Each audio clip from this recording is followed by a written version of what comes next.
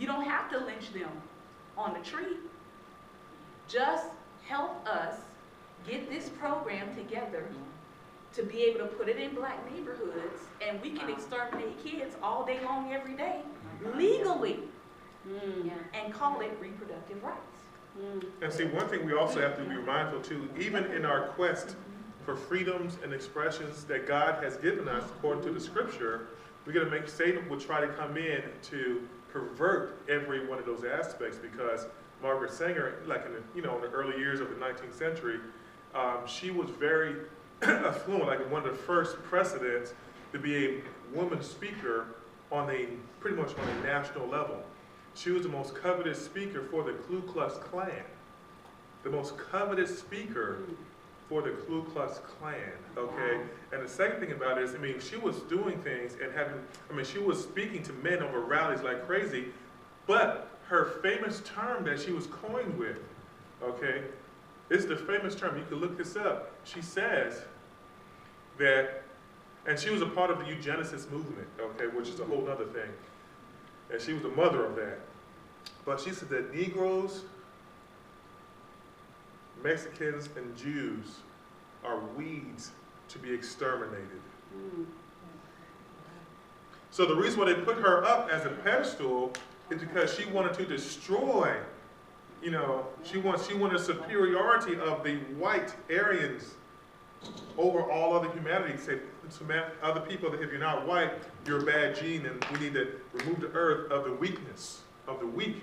So that's what people have taken her as being a woman's leader and woman's speaker, and to say, well, she was great, so let's just follow her because she was such a great person.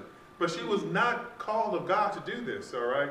And her fan, the person who really admired her and used her as a basis, for her vision, was Hillary Clinton. She said Margaret Sanger is her role model. Okay? She admires her leadership, her tenacity, and her vision. So what happens is we have to understand that yes, we have women's rights, but we got to be in the right order with God as we express ourselves as who we are.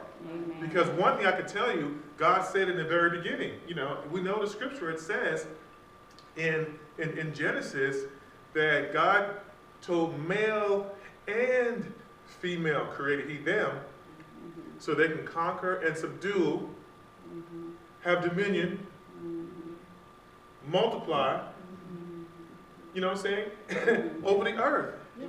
Together as leadership. Right. So for me, in a certain sense, that every time I see a woman, a female, I see a princess or a queen.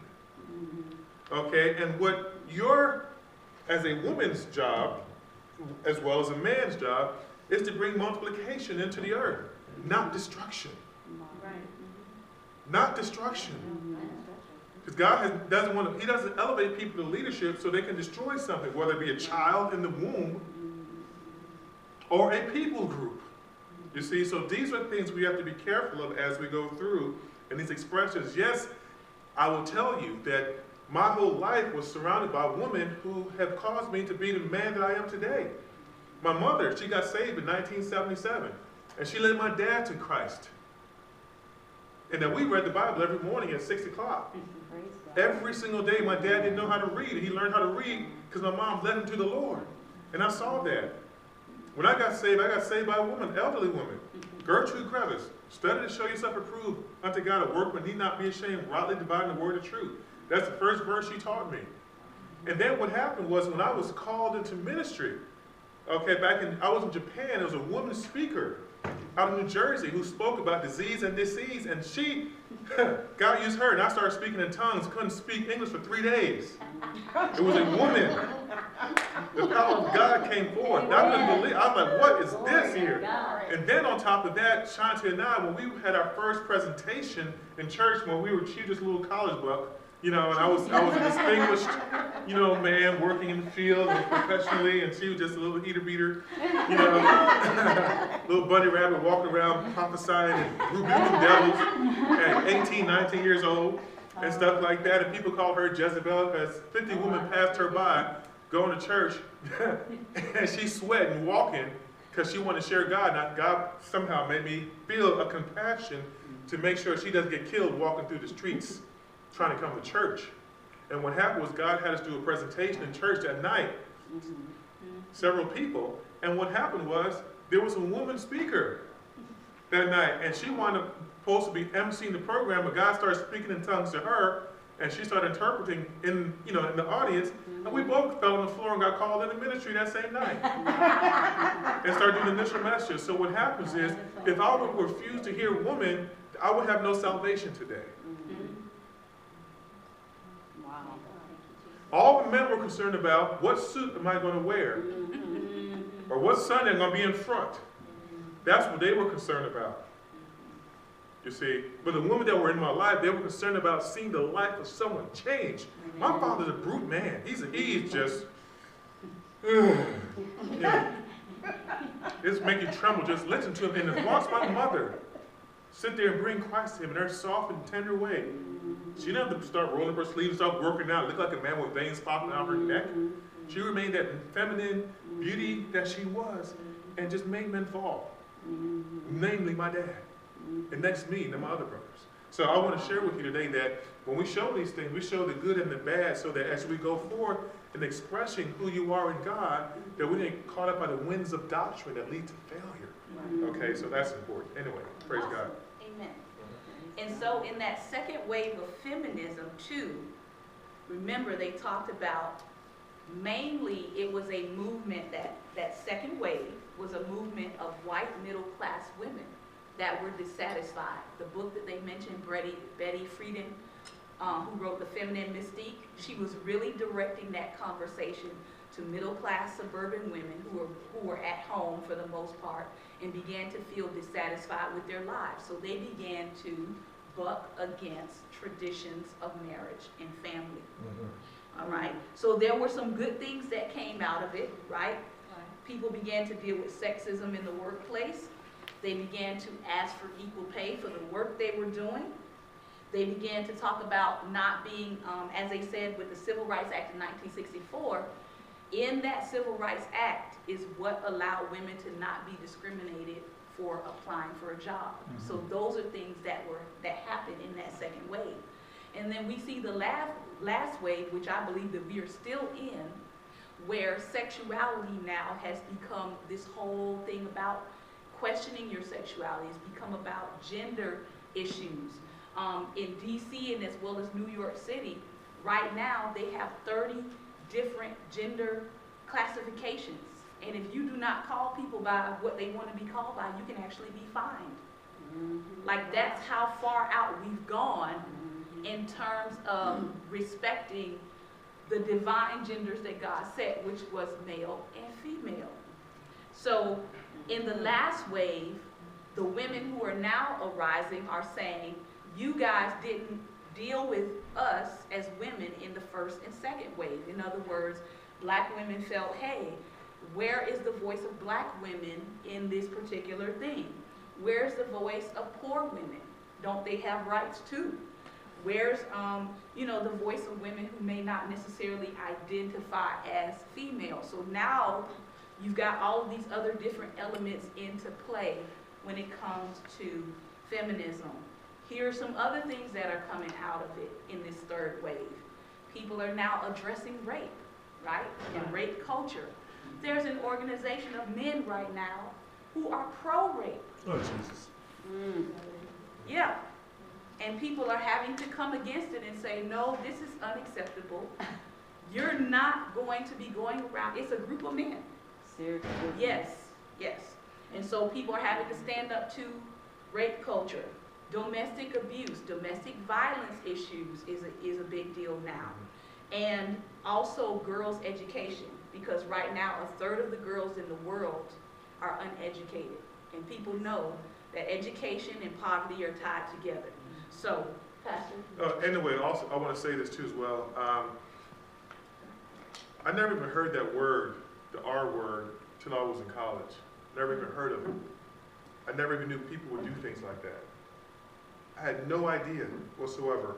But once I found out that things like that happen, I became a champion to protect women, And one thing God has done for us is that, you know, us as men, as providers, we're the stronger vessel, physically and anatomically, but we are here to protect these ladies, okay? One thing I do in my life, I've always done this, is to make sure that women, even when I was in middle school, you know, I would hear them talk negative about women, about stuff I can't even usher out of my mouth, and I would sit there and tell those young men that that's not the way you talk about women or deal with women and things like that. And now what we have to really deal with now is that we have a principality that's been released over the nation of an adulterer, okay?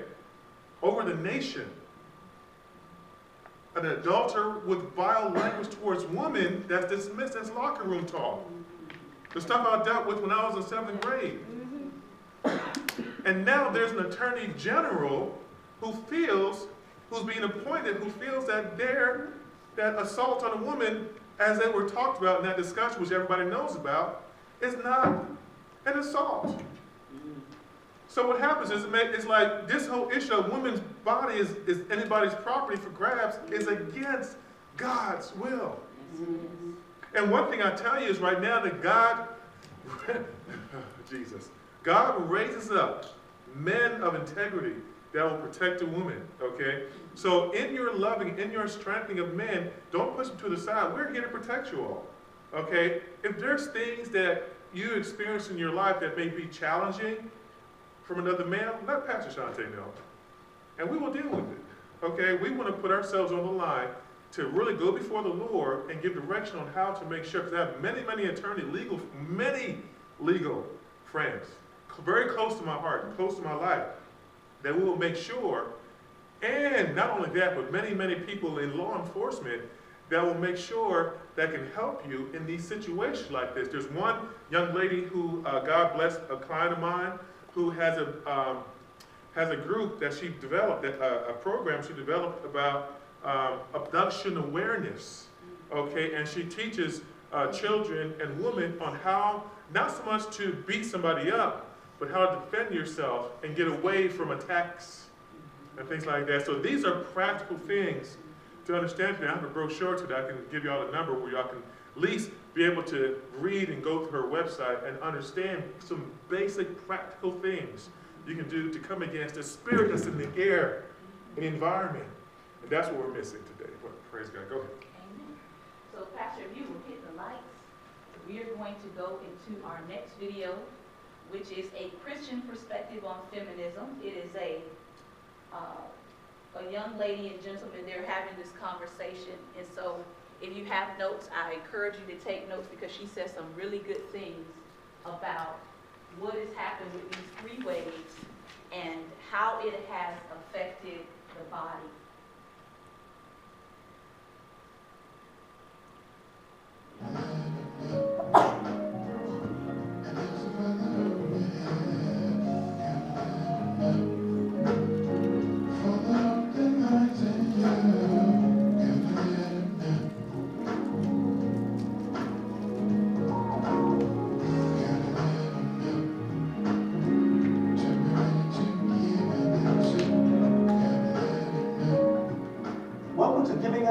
Show dedicated to defending the historic Christian faith.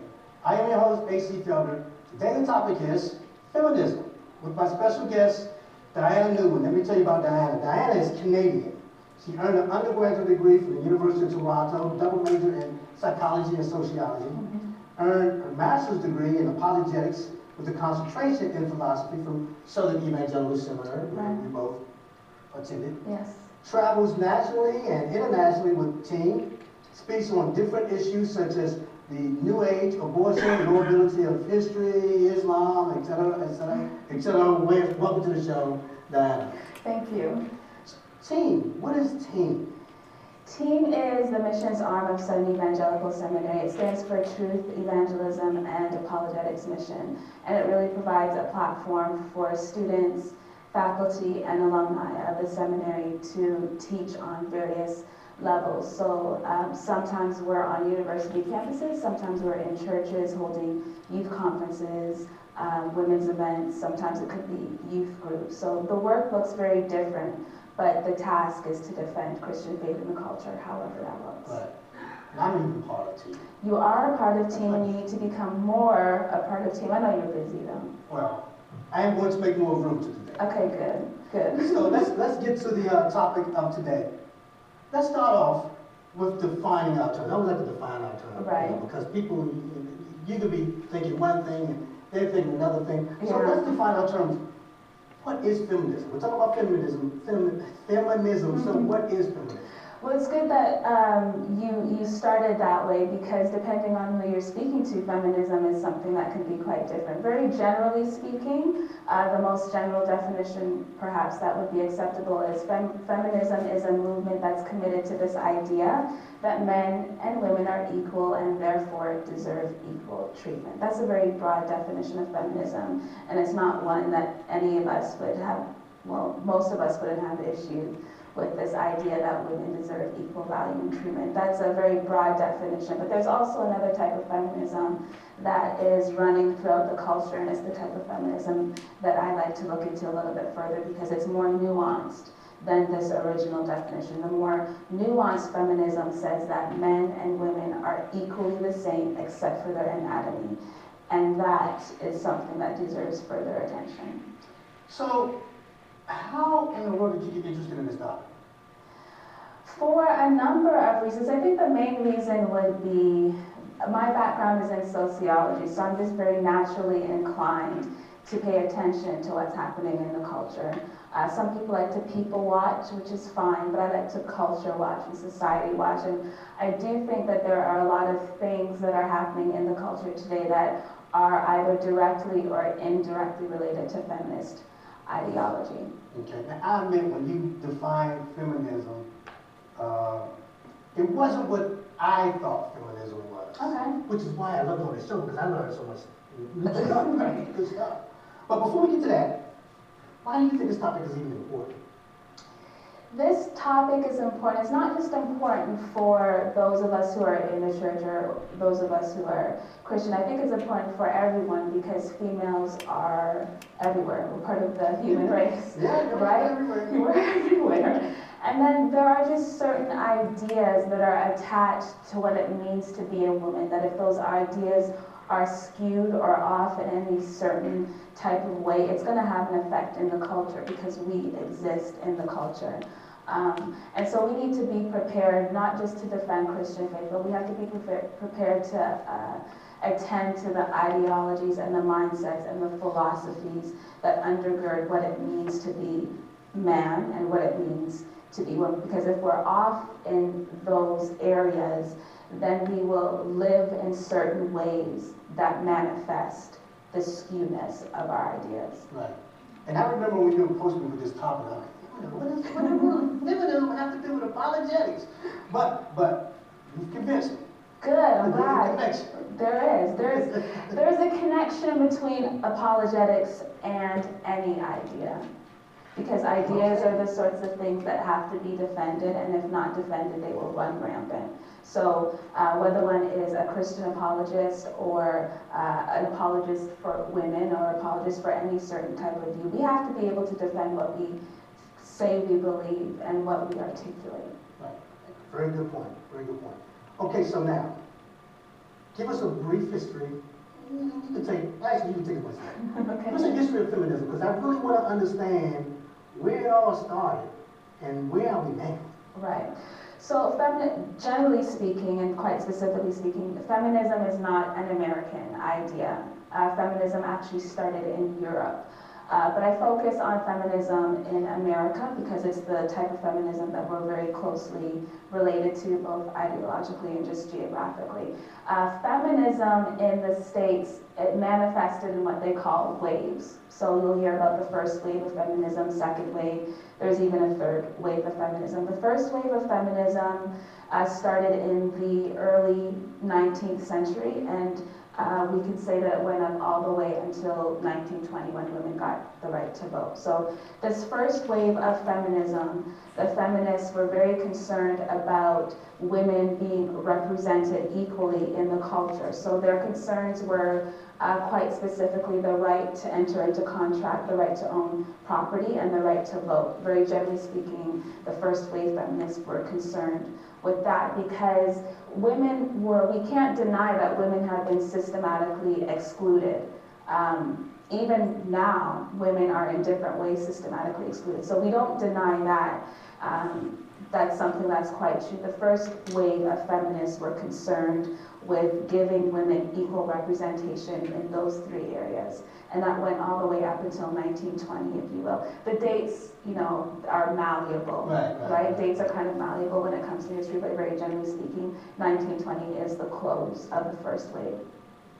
Between 1920 and the end of the Second World War, there were other concerns going on in the culture that feminists really weren't vocal when the men were out to war and they were in the workforce, et cetera, et cetera. So the second wave of feminism emerged, roughly speaking, after World War II. So the second wave of feminists and feminism is quite interesting because it's set in a context that was very different from the first wave of feminism. So if you consider what was happening in 1920 and the years beyond, we're right in the middle of the civil rights.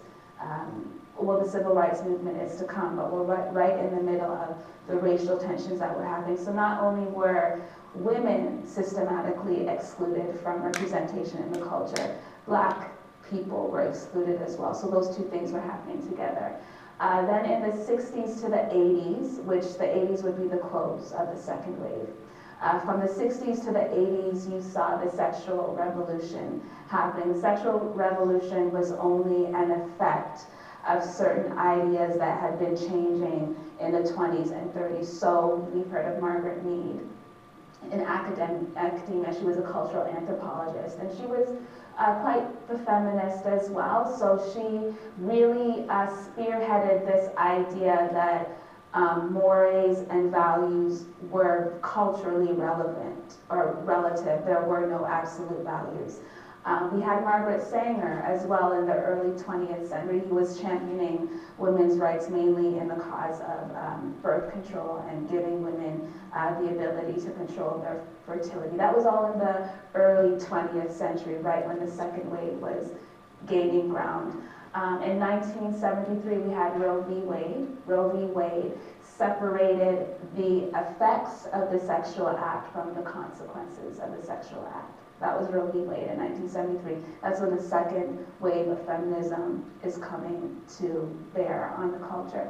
And then in 69, 70, I believe 70 would be the correct date, we had no-fault divorce was introduced where the marital union could be terminated for no reason at all. That's what really no-fault divorce was. So right in the midst of the second wave feminism happening, you had all of these other things happening in the culture that feeds into feminist ideology in direct ways, but in indirect ways too.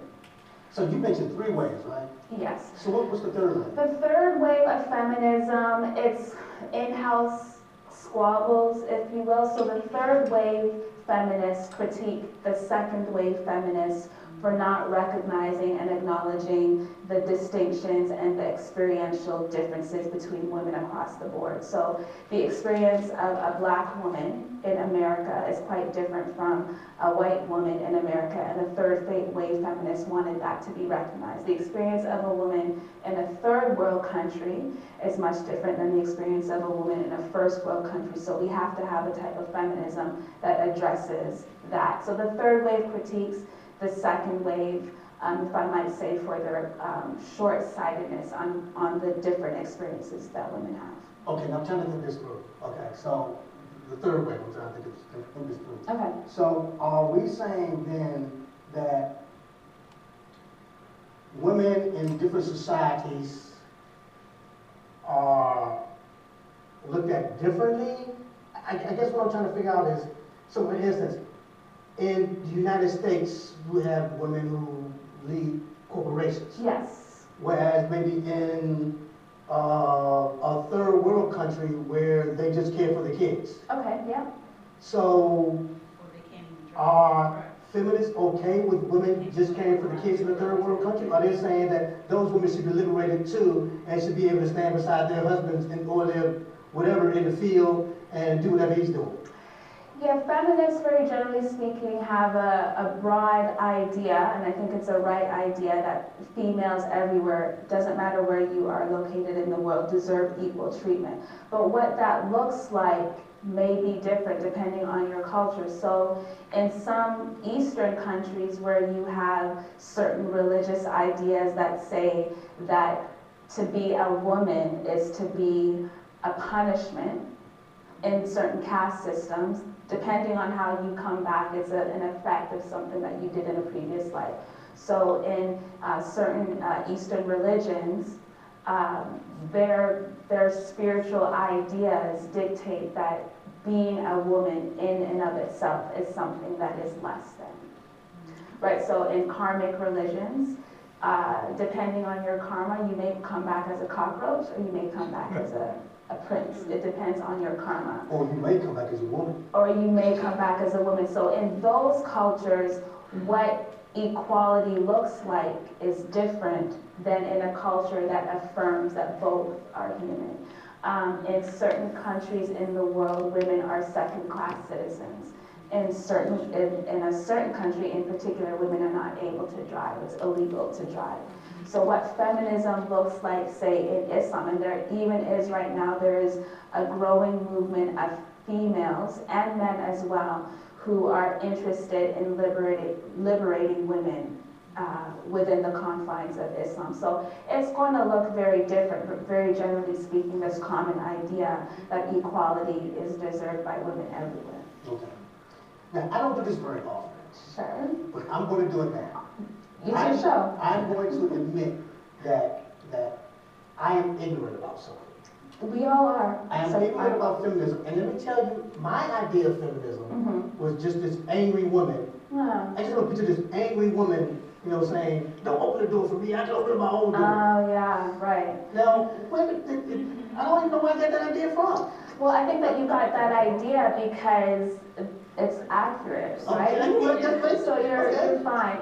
There's a strand, I guess I can say, there's a stream, a group of women who take this idea so far, the idea that men and women are equal except for anatomy, take it so far as to say that men need not do anything at all for women, and if you do, then you are devaluing me. So it becomes an issue for you to open my door for me, because I can do it myself. It becomes an issue for you to be chivalrous to me, because you don't need to do that according to this brand of feminism. Now, it's not something that is monolithic, it's only pertaining to a certain group, but the reason why you have that idea is because it's quite good. I think we hear that in the culture in different ways. Women tend to say things like they don't need a man for anything, and the effect of that is that men don't think that they're needed for anything. So that's quite good. Yeah.